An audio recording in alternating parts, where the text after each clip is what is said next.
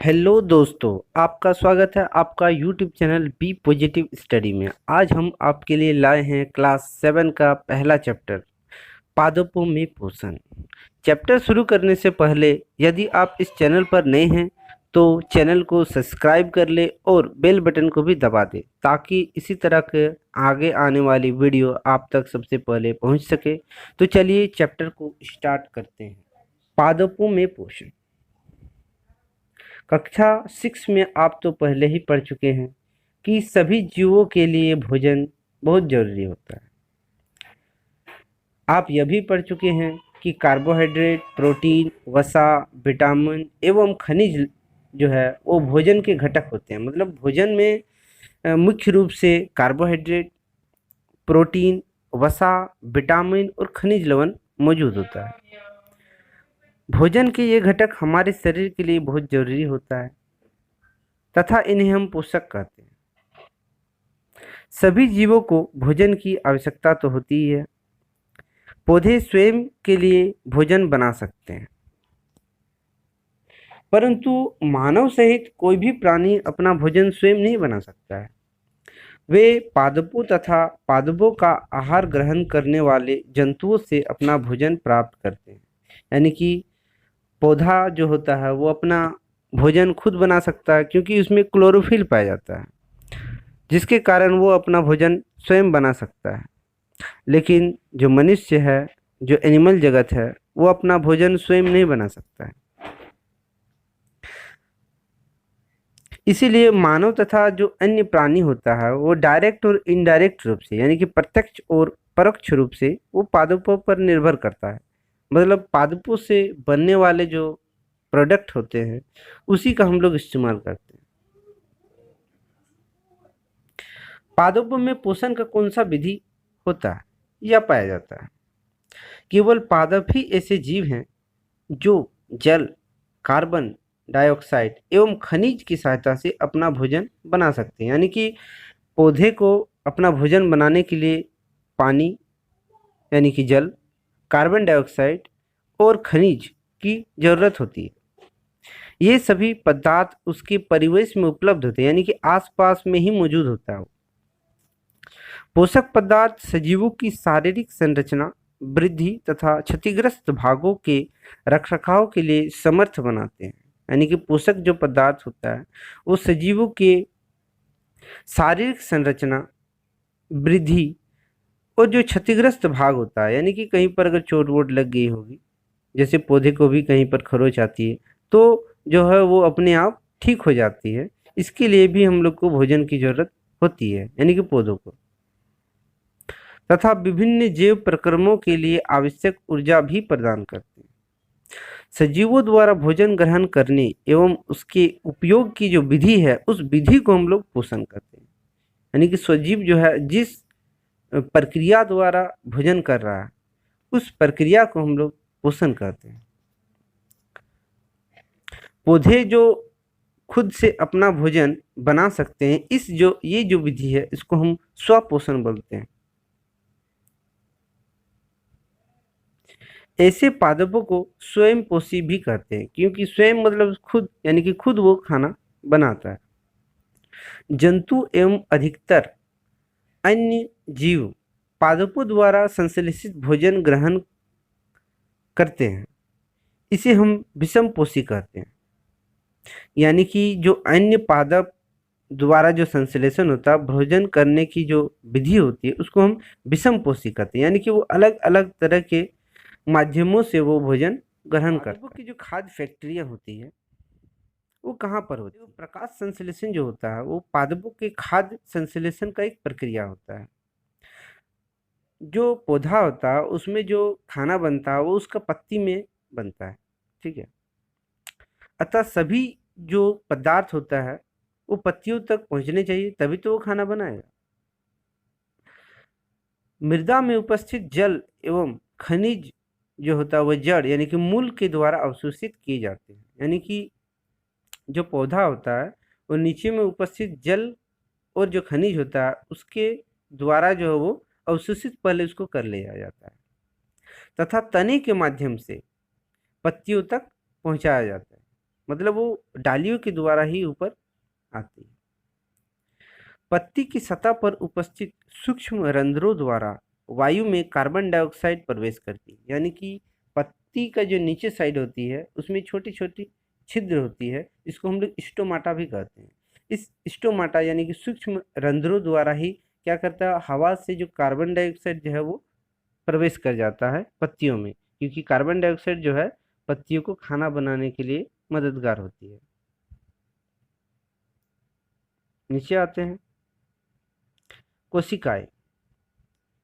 देखिए यहाँ पर कोशिका का एक चित्र दिया गया है, यहाँ देख सकते हैं आप, ये जो मौजूद है एक एक कोशिका का चित्र है।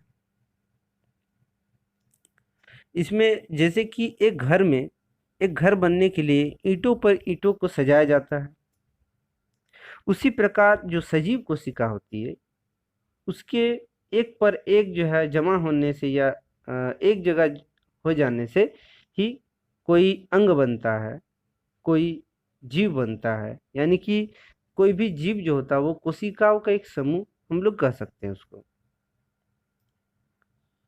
कोशिका जो होती है वो एक बहुत पतली बाहरी संरचना द्वारा घिरा हुआ होता है, जिसे हम लोग कोशिका झिल्ली भी कहते हैं। देखिए यहाँ पर कोशिका झिल्ली, यानी कोशिका के जो बाहर बाहर में आप देख रहे हैं यहाँ पर चारों ओर घिरा हुआ है जो कोशिका, उसको हम लोग कोशिका झिल्ली कहते हैं। इसमें केंद्र में स्थित एक सुस्पष्ट संरचना भी होता है जो केंद्रक कहलाता है। यहाँ पर आप देख सकते हैं क्लियर कि बीच बीच में जो है यहाँ पर हर में एक बीच में एक स्ट्रक्चर बना हुआ है बीच में, इसको हम लोग केंद्रक बोलते हैं। केंद्रक चारों ओर से एक जेली के समान एक पदार्थ से घिरा हुआ होता है जिसे हम कोशिका द्रव कहते हैं। जैसे कि यहाँ पर आप देख सकते हैं पिक्चर में कि जो बिंदु बिंदु जैसा दिख रहा है चारों ओर, मतलब जो कोशिका झिल्ली है बाहरी वाला जो परत है और जो भीतर का जो आपको जो केंद्रक दिख रहा है उसके बीच में एक लिक्विड जैसा चीज होता है जिसको हम लोग कोशिका द्रव कहते हैं। कोशिकाओं द्वारा घिरे होते हैं, यानी कि ये जो कोशिकाएं होती हैं ये जो है द्वार कोशिकाओं द्वारा घिरा हुआ होता है। ऐसे छिद्रों को हम लोग रंध्र कहते हैं। रंध्र मतलब हम लोग एक छेदा बोल सकते हैं। जल एवं खनिज वाहिका द्वारा पत्तियों तक पहुंचाए जाते हैं, यानी कि जल और जो खनिज होता है वो वाहिकाओं द्वारा पत्तियों तक पहुंचता है। वाहिका एक प्रकार का नली होती है, नली प्रकार का ही होता है, नली टाइप का, जिसके माध्यम से जो है जल और जो खनिज होता है वो ऊपर चढ़कर पत्तियों तक पहुंच जाती है। ये वाहिकाएं नली के समान होती है। ये जो वाहिकाएं होता है एक नली के समान होता है जो हमने आपको बताया, तथा जड़, तना और शाखा और पत्तियों तक फैली होती है। ये जो वाहिकाएं होती है वो जड़ में भी होती है, तना में भी होती है, शाखाओं यानी कि ब्रांचेस में होती है और पत्तियां लिव्स में भी होती है। पोषकों को पत्तियों तक पहुंचाने के लिए ये वाहिकाएं एक सतत मार्ग बनाती है, यानी कि कंटिन्यूअस मार्ग बनाती है वहां तक पहुंचने के लिए। देखिए इस जो लड़की आपको दिख रही है इसका नाम है पहली। ये पहली जानना चाहती है कि पत्तियों में ऐसी क्या विशेषता है कि वे खाद्य पदार्थों का संश्लेषण कर सकती है परंतु पादप जो है कि दूसरे भाग नहीं कर सकते हैं। मतलब पहली ये जानना चाहती है कि जो पादप जो होती है उसका पत्तियां ही क्यों खाना बना सकती है, उसका बाहर जो बाद बाकी जो पार्ट होती है जैसे कि जड़ हो गया, तना हो गया और वगैरह वगैरह जो भाग होती है वो सब क्यों नहीं बना पाती। पत्तियों में एक हरा वर्णक होता है जिसे क्लोरोफिल कहते हैं। पत्तियों में एक हरा कलर का पिगमेंट होता है जिसका नाम है क्लोरोफिल। क्लोरोफिल सूर्य के प्रकाश यानी कि सौर जो प्रकाश होती है की ऊर्जा का संग्रहण करने में पत्ती की सहायता करता है। यानी कि जो क्लोरोफिल होती है वो जो है सूरज का जो लाइट है उसको कैप्चर करने में जो है पौधा का मदद करता है। यहाँ देख सकते हैं आप। इस ऊर्जा का उपयोग वो जल और खनिज एवं कार्बन डाइऑक्साइड से खाद्य संश्लेषण में होता है। और ये जो ऊर्जा वो सूर्य से लेता है, इसका इस्तेमाल वो खाना बनाने के लिए करती है। क्योंकि खाद्य संश्लेषण में सूर्य के प्रकाश की उपस्थिति में होता है, इसलिए इसको हम प्रकाश संश्लेषण कहते हैं। यानी कि प्रकाश संश्लेषण जो है वो सूरज का लाइट का उपस्थिति में ही होती है, इसीलिए इसको प्रकाश संश्लेषण कहा जाता है। अतः हमने देखा कि क्लोरोफिल सूर्य का प्रकाश, कार्बन डाइऑक्साइड एवं जल और प्रकाश संश्लेषण के लिए आवश्यक है। मतलब ये सारा चीज जो है वो प्रकाश संश्लेषण की जरूरी है। इस पृथ्वी पर यह एक अद्वितीय प्रक्रम है, माने कि इसके अलावा आपको ऐसा कोई भी प्रक्रिया जो है और दूसरा देखने को नहीं मिलेगा। पत्तियों द्वारा सौर ऊर्जा संग्रहित की जाती है। जो पत्ती होती है वो सौर ऊर्जा को क्या करती है, कैप्चर कर लेती है, तथा पादप में खाद के रूप में संचित हो जाता है। और जो ऊर्जा होती है वो जो है पादप में भोजन के रूप में स्टोर हो जाता है। अतः सभी जीवों के लिए सूर्य का ऊर्जा का चरम स्रोत है। मतलब सूर्य का ऊर्जा जो है उसको चाहिए ही चाहिए। क्या आप लोग कल्पना कर सकते हैं अगर मान लो प्रकाश संश्लेषण नहीं होगा तो क्या होगा? तो जाहिर सी बात है कि प्रकाश संश्लेषण नहीं होगा तो खाना भी नहीं बना पाएगा पौधा लोग। प्रकाश संश्लेषण न होने की स्थिति में खाद्य उपलब्ध नहीं होगा। जाहिर सी बात है अगर प्रकाश संश्लेषण नहीं होगा तो भोजन बनेगा ही नहीं। सभी जीवों का अस्तित्व जो है वो प्रत्यक्ष तथा परोक्ष रूप से पादपों द्वारा निर्मित भोजन पर निर्भर करता है। यानी कि हम लोग सभी जानते हैं कि पौधा और पौधा का जो प्रोडक्ट होता है उसी से तो हम लोग खाना वगैरह मिलता है।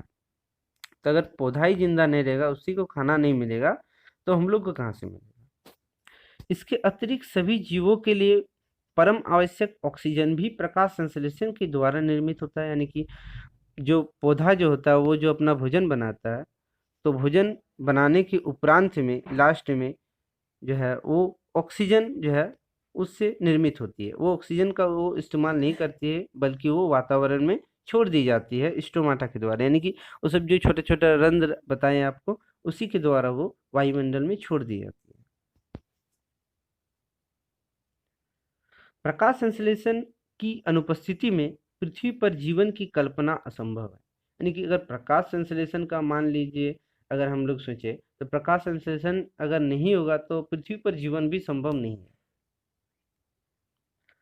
प्रकाश संश्लेषण के दौरान पत्ती की जो क्लोरोफिल युक्त कोशिकाएं होती है वो सूर्य के प्रकाश की उपस्थिति में कार्बन डाइऑक्साइड, जल तथा कार्बोहाइड्रेट का संश्लेषण करती है।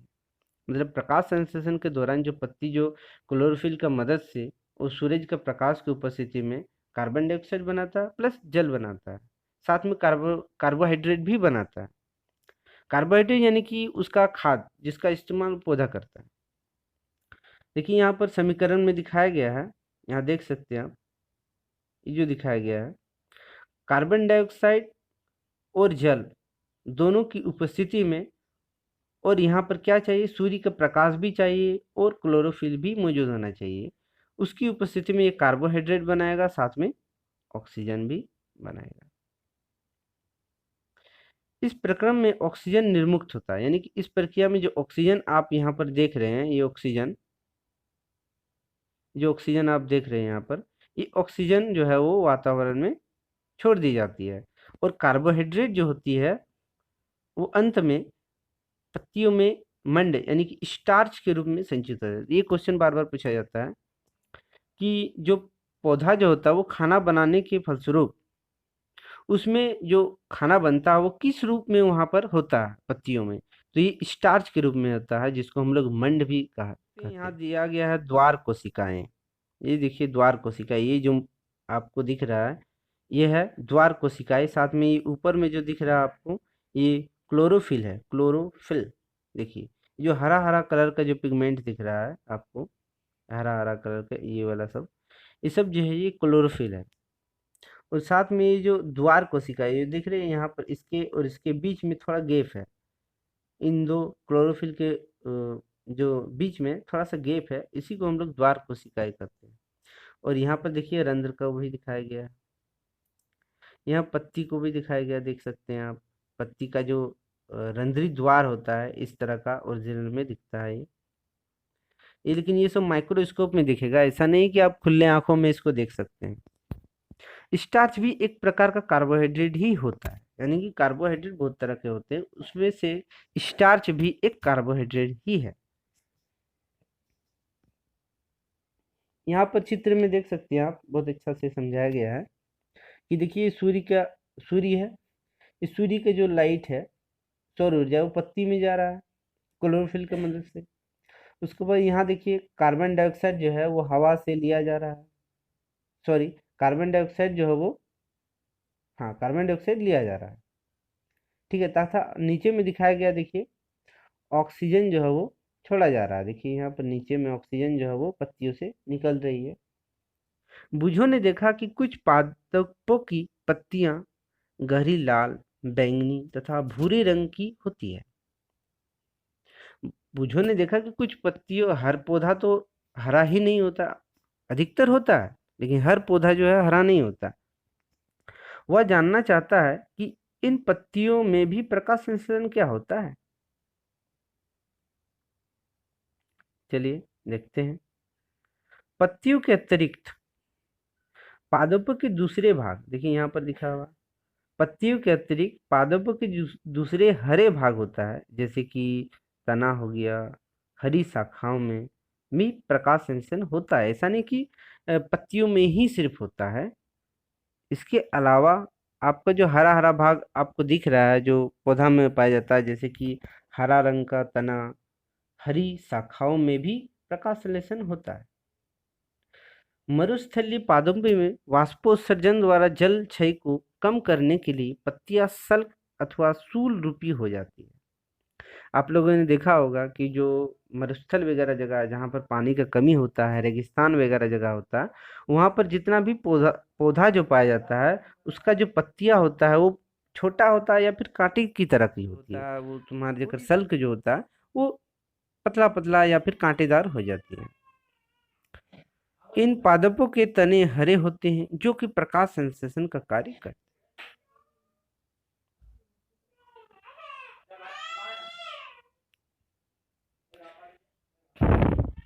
एक ही प्रकार के पादपों के दो गमले लीजिए, मतलब क्रियाकलाप करके दिखाया गया है कि किस तरह आप कर सकते हैं। एक ही प्रकार के पादपों के दो गमले लीजिए। एक ही प्रकार का पादप लेना है, लेकिन दो गमला में लेना है। एक को अंधकार अथवा काले बॉक्स में 72 घंटों के लिए रखिए तथा दूसरे को सूर्य के प्रकाश में रखिए। यानी कि दो गमले में दो पौधा लीजिए, सेम सेम होना चाहिए। एक को आप जो है अंधेरे में रखिएगा, एक को आप अंधेरे में रखिएगा, ठीक है। और उसको 72 घंटों के लिए रखिए तथा दूसरा जो है उसको सूरज का लाइट में रखना है। अब दोनों पादपों की पत्तियों में आयोडीन परीक्षण उसी प्रकार कीजिए जैसे कि कक्षा आपने 6 में किया था, मतलब आयोडीन परीक्षण करने बोल रहा, आयोडीन परीक्षण उस पत्ती में करना है।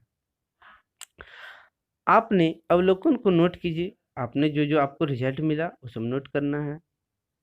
अब उस गमले को जिसे आपने अंधकार में रखा था, यानी कि अंधेरे में रखा था, उसे 3-4 दिनों के लिए सूरज के लाइट में फिर रख दीजिए। जिस गमले को आपने अंधकार में रखा था, बिना लाइट में रखा था, उसको अब 3-4 दिनों के लिए सूरज के लाइट में रख देना है तथा पुनः इसकी पत्ती पर आयोडीन परीक्षण करना है। फिर नोटबुक में लिख लेना है जो भी रिजल्ट आपको देखने को मिले। अब हरी पत्तियों के अतिरिक्त अन्य वर्ण जो होता है, यानी कि रंग की जो पत्तियों में भी क्लोरोफिल होता है, यानी कि जो लाल कलर का आपको पौधा का पत्ती दिख रहा है या कोई अन्य कलर का दिख रहा है, उसमें भी क्लोरोफिल होता है। परंतु इन पत्तियों में उपस्थित लाल, भूरे अथवा अन्य वर्णक क्लोरोफिल के हरे रंग को प्रत्यायन कर देते हैं, यानी कि जो हरा कलर जो होता है उसको वो जो दूसरा कलर होता है, जैसे कि लाल, भूरा और अन्य वर्ण जो होता है उसको ढक लेता है, हरा कलर को ढक लेता है, इसलिए हरा कलर का नहीं दिख के दूसरा कलर का दिखता है। लेकिन उसमें क्लोरोफिल होता है, अर्थात ढक लेते हैं, है ना। इन पत्तियों में भी प्रकाश संश्लेषण होता है। आपने गीली दीवारों पर तालाब अथवा ठहरे हुए जलाशय में हरे अवपंकी जैसे कोई पादप देखे होंगे। यानी कि आपने जो गीला जगह है या फिर कोई चापाकल के आसपास या कि तालाब के आसपास में हरा हरा कलर का जो है छोटा छोटा पौधा आपने देखा ही होगा। ठीक है, ये सामान्यतः कुछ जीवों की वृद्धि के कारण बनता है। ये जो है कुछ बैक्टीरिया वगैरह का वृद्धि होने के कारण ही बनता है, जिसको हम लोग शैवाल कहते हैं। इसको हम लोग शैवाल कहते हैं। अब ये जो शैवाल होता है ये भी हरा कलर का दिखता है। क्या आप बता सकते हैं कि इसमें जो है प्रकाश संश्लेषण होता होगा कि नहीं होता होगा? तो आपका जवाब होना चाहिए हाँ। क्यों? क्योंकि वो भी हरा कलर का है, इसका मतलब उसमें क्लोरोफिल मौजूद है। इसका मतलब शैवाल भी अपना भोजन खुद बना सकता है प्रकाश संश्लेषण द्वारा। देखिए विभिन्न रंगों का पत्तियां दिखाया गया है, आप देख सकते हैं यहाँ पर। चलिए आगे बढ़ते हैं। पादपों में कार्बोहाइड्रेट के अतिरिक्त अन्य खाद्यों का संश्लेषण, यानी कि पादपों में कार्बोहाइड्रेट के अलावा भी और कुछ कुछ जो भोजन है वो बनता है। अभी आपने पढ़ा होगा कि प्रकाश संश्लेषण प्रक्रिया द्वारा पादप यानी कि पौधा कार्बोहाइड्रेट का संश्लेषण करता है, यानी कि प्रकाश संश्लेषण के द्वारा कार्बोहाइड्रेट का निर्माण होता है। कार्बोहाइड्रेट कार्बन, हाइड्रोजन एवं ऑक्सीजन से बनता है। इसका उपयोग खाद्य के अन्य घटकों के संश्लेषण में होता है, परंतु प्रोटीन नाइट्रोजनी पदार्थ होता है जिसमें कार्बन, ऑक्सीजन, हाइड्रोजन के अतिरिक्त नाइट्रोजन भी मौजूद होता है। यानी कि प्रोटीन में क्या क्या होता है तो आप देख सकते हैं यहाँ पर लिखा हुआ कार्बन, ऑक्सीजन और हाइड्रोजन। इसके अलावा नाइट्रोजन भी मौजूद होता है। पादपों को नाइट्रोजन कहाँ से मिलता है? क्या वो जैसे कि कार्बन डाइऑक्साइड को रंध्रों के माध्यम से हवा में से लेता है, तो क्या नाइट्रोजन को भी लेता है? क्योंकि नाइट्रोजन भी तो एक गैस है। याद कीजिए वायु में नाइट्रोजन गैसीय अवस्था में प्रचुर मात्रा में पाया जाता है, यानी कि लगभग लगभग हवा में 78%, कितना परसेंट? 78% वायु में नाइट्रोजन ही होता है। परंतु पादप इसका अवशोषण इसी रूप में नहीं कर सकता, यानी कि पादप जो होता है वो गैस रूप में जो है वो नाइट्रोजन को नहीं ले सकता है। मिट्टी में कुछ विशेष जीवाणु होता है, यानी कि बैक्टीरिया होता है, जो गैस से नाइट्रोजन को उपयोगी यौगिकों में परिवर्तित कर मृदा में निर्मुक्त कर देता है। यानी कि ये बैक्टीरिया सब क्या करता है, जो गैस से नाइट्रोजन है उसको लेकर उसको जो उसका यौगिक में चेंज कर देता है, दूसरे तरह से चेंज करके और मिट्टी में मिला देता है, और मिट्टी से जो है पौधा जो है वो नाइट्रोजन को लेता है।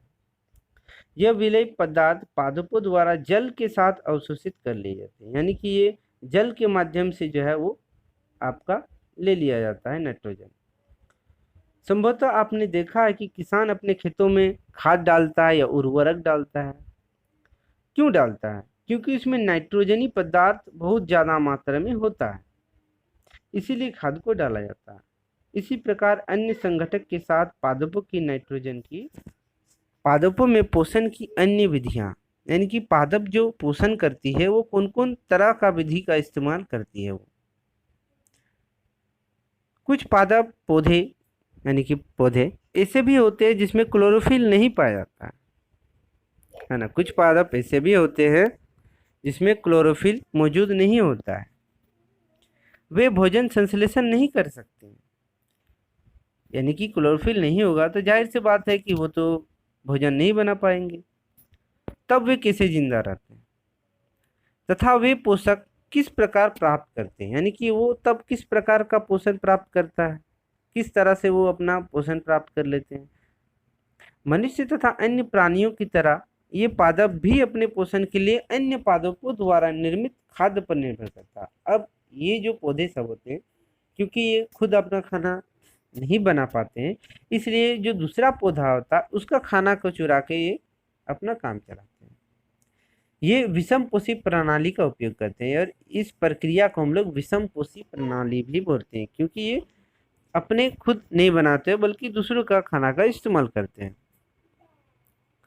आपको एक वृक्ष के तने एवं शाखा से लिपटी रस्सी नुमा पीले रंग की संरचना दिखाई देती है। जैसे कि आप यहाँ पर देख सकते हैं, ये जो पेड़ है इसमें आपको क्लियर दिख रहा होगा कि ये जो पौधा है उसके ऊपर में पीला पीला कलर का जो है ये पूरा जो है जाल जैसा बिखरा हुआ है। इसमें क्लोरोफिल नहीं होता है, अमरबेल में क्लोरोफिल मौजूद नहीं होता। ये अपना भोजन उस पादप से प्राप्त करते हैं जिस पर ये आरोहित होते हैं। जैसे कि यहाँ पर आपको दिखाया गया है, ये जो अमरबेल का पौधा है जो ये प्लांट में दिख रहा है, ये जो अमरबेल है इस पौधा का खाना से का इस्तेमाल करके ये जिंदा है। ठीक है। और ऐसा पादप जो होता है वो परपोषी कहलाता है। परपोषी यानी कि दूसरों को पोषना, वो दूसरों को पोषता है। यानी कि अमरबेल को कौन पोष रहा है? ये जो मूल पौधा है। क्योंकि अमरबेल जैसे पादप परपोषी को अमूल्य पोषक से वंचित कर देते हैं, अतः इन्हें परजीवी कहते हैं। परजीवी यानी कि दूसरों पर आश्रित होना और उसको बढ़ने नहीं देना। तो ये जो अमरबेल का पौधा आपको दिख रहा है, इस पौधे को ठीक से वृद्धि करने नहीं देगा, क्योंकि इसका खाना का इस्तेमाल ये भी कर रहा साथ साथ। क्या हम तथा अन्य जंतु भी एक प्रकार के परजीवी हैं? अब देखिए यहाँ पर दिखाया गया पहली जानना चाहती है कि क्या हमारे रक्त चूसने वाले जो मच्छर होता है, खटमल होता है, जूं होता है और जो जोंक होता है वो भी क्या परजीवी हैं? परजीवी का मतलब है दूसरों पर आश्रित होना। क्या आपने ऐसे पादपों को देखा है अथवा उसके विषय में सुना है जो कि जंतु को खाता है? क्या आपने सुना है कि ऐसा पौधा जो कि कीड़ा मकोड़ा खाता है? यह आश्चर्यजनक नहीं लग रहा कि एक पौधा होकर कीड़ा मकोड़ा खाए? ऐसे पौधे हरे या फिर अन्य रंग के हो सकता है। ऐसा पौधा हरा भी हो सकता है और दूसरा कलर का भी हो सकता है। जैसे आपको चित्र 1.6 में दिखाया गया है, यहाँ पर देखिए, आपको मैं दिखा रहा हूँ क्लियर।